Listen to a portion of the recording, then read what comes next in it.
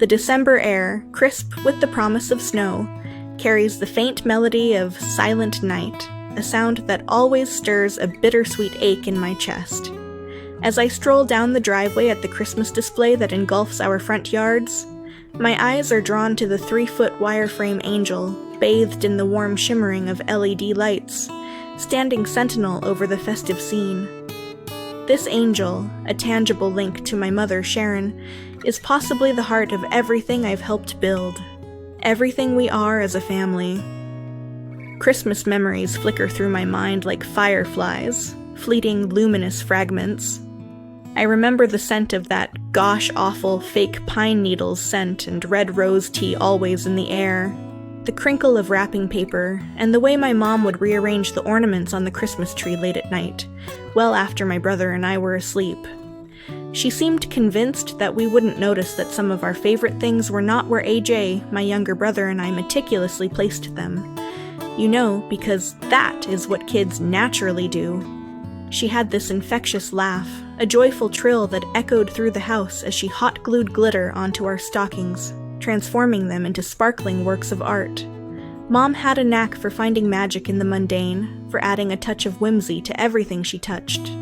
As a crafter of her day, when she was not needing to correct my brother for doing something a younger brother is always getting in trouble for, she would be getting ready for Christmas craft shows. There was one year, I remember very well, likely because of my dad and his reaction, wanting to give our tree the extra sparkle that was needed. She took apart the crystal chandelier from our dining room. Well, when Dad came home from work, let's just say he did not notice the tree's newly gained sparkle. He did, however, notice the vacant spot in the ceiling and Crystal's supporting pieces on the table. The tree, now adorned with the chandelier's crystals, did bring out a visual sparkle to Dad's dismay. As usual, he shook his head and chuckled. I knew even then he secretly loved her boundless creativity. Mom's desire to make Christmas not only feel great, but to make it punch and look amazing, was not only restricted to the inside of our home. The outside, although my dad's comfort zone was under the complete direction of Mom's influence. I am not entirely sure as I was too young, but thinking back on it now, I have a feeling my dad was not always as aware of Mom's influence of what and where things needed to be placed, and at times how they should be facing. Among her treasured outdoor decorations was this wire-frame angel, a simple structure with what we now consider those old-fashioned bulbs that always seem to be on the verge of burning out. It was a constant source of frustration, with Dad endlessly fiddling with the wiring. But to Mom, it was a beacon of Christmas joy, a symbol she felt compelled to share with the neighborhood. "It's like a little bit of heaven shining down on us," she'd say, her eyes twinkling. "The issue with the loss of your mother when you are barely an adult, or for that matter anyone close to you, is not the actual loss at the time, although that is what consumes most, if not all, of your mind and spirit. It takes different people different lengths of time to discover that what is missed most is the stuff that is yet to happen. Sure, the physical things are a part of it, the laughter, the crying, the shopping days, the fights and the joy. What I have come to realize is the unanswered questions are the biggest things I miss now. Why did you do this? What was the idea you had for those? How on earth could you do something like that? Are you proud of me?" I can only speak for myself as my brother and I are close, but we have not really ever gone back together to tell each other what we think might have happened differently if the heavens did not call on Mom to go to their home. Sure, we talk about memories in our lives, as all siblings do, but we have not ever gone past the superficial as of yet. I am sure we will when we know the time is right for both of us. Now, in my life, 20 years since her passing, I think I am understanding more and getting the answers for so many questions from her now. I now understand that this simple angel was her embodiment of connecting with everyone she loved, of spreading and displaying the magic that filled her heart to anyone and everyone. The Christmas after Mom passed, the world felt muted, the colors less vibrant. I was 20, barely an adult, and had wasted so many of those teen years worrying about me, as nearly all teens did in the 90s. The grief was a heavy weight. within me and the entire family who had experienced a very bad year. Right now, thinking back as this is being written, I am struggling to remember if the outside was decorated as usual. I really want to say that it was. I know my dad did everything he could, with all the struggles he was going through for AJ and I. Dad tried his best to make it all seem the same. I want to say that Mom's angel was in her place and was surrounded now with a train encircling her. I do remember that her not being there threatened to crush the joy out of Christmas this year and for all that followed. There is a spark of a memory that I did see her in the front garden, as that was her place. This desired memory, perhaps, was very real. With the paint on the wire frame chipped and rusted in the corners, Angel's wonky halo, it never was quite straight. It was a tremendous frustration for Mom, which she made very well known. This spark suddenly hit me with a profound significance, bringing memories back to me, a reminder of her laughter, her love, her unwavering belief in the spirit of the season. I am now standing before Mom's angel on this cold, winter-filled night. Visitors of all ages walking and running, talking and laughing. My mind slips back to all the discussions with Dad about me wanting to bring Mom's angel to my new home. My husband and his family had a spirit of Christmas very much like I recall when Mom and Dad were my family. After I got married, I wanted Mom's angel spreading her wings in front of my new home. It was going to be a non-negotiable discussion with my dad. At some point when I felt it was right. My husband, bless his heart, had never met my mom, but he somehow understood the angel's importance to me. Remembering those conversations caused me to wipe a slight tear from my eye before it could travel very far.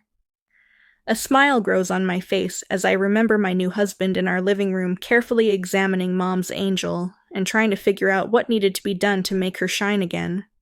The idea of replacing the old light strings back some 10 years ago with the new LED lights was something kind of new for him to be challenged with. A slight laugh escapes my mouth as I remember him using many of the same words my dad used when he struggled to make this angel shine. I look around at the people near and they do not seem to have heard. A young girl barely past my knees looks up at me and then at Mom's shining, shimmering angel. Looks back up at me and smiles wide and then runs off to Huggy Bear. I return my focus to the halo atop the angel's head, and it is still slightly off straight. I smile again. This angel has seen our family display grow to what it is now. Year after year, my husband makes sure it is in an important location to be seen, and far enough away to ensure it will be here for the next year. This display that I married into it. It started simply with just a few strings about 25 years ago, I believe. It was here before my arrival, and people would drive by and see the growth from the roadway. Then, year after year, the display grew. When I discovered my husband, I had heard him talk of the history and how his children and his traditions were a driving force. When we dated, it was just his thing, and although I appreciated it and was amazed, it would take me a little while to become engulfed. The snow atop of the halo reflected the shimmering light from the wings in her face. So peaceful. And although the face had no features, I felt it smile back at me. The light string attached to her was now almost 10 years old and will need to be replaced at some point. My husband and I have talked about how we plan on updating her when the string finally fails. The cloth-like material that we wrapped over her now seems like something my mother would have thought of. I cannot remember how the idea had come to us to open up our property and allow people to simply wander through the display. I have recently seen pictures of those first few years, and can see my mom laughing at my side at how it was so different than it is now. What began as a simple tribute blossomed into a sprawling walk through Christmas wonderland. We battled icy winds, relentless rain, and even the occasional curious squirrel determined to wreak havoc on our creation. But no matter how frustrated we have gotten or get, we somehow always prevail. I honestly feel that shortly after the first year that Mom's angel was present, that the spirit that was here at Christmas multiplied. I cannot prove any of my thoughts, but I know my feelings. Recent years of wandering the display and just looking and listening, I hear so many visitors having conversations of how it has affected them. I have had countless encounters with strangers, neighbors and friends, tell me about how different they feel once they set upon the properties, and see, hear, and feel the Christmas spirit. There have been many who had their Grinch turn to claws as they navigate the paths. My throat has started to shrink, and my eyes are too moist for these temperatures. I remove my gloves and wipe my eyes, before I turned from the angel to continue my safety walk of the display that seemed to have started far too long ago now. I say toward the angel as I clear my throat enough to whisper, "Thank you, Mom, for bringing this angel into my life. Thank you, Mom, for bringing me to my family. Thank you, Mom, for caring for all of us so much. Thank you mostly for keeping watch over me as much now as you did while you were at my side." My hands, now wet from my eyes, are quickly returned to my heated gloves.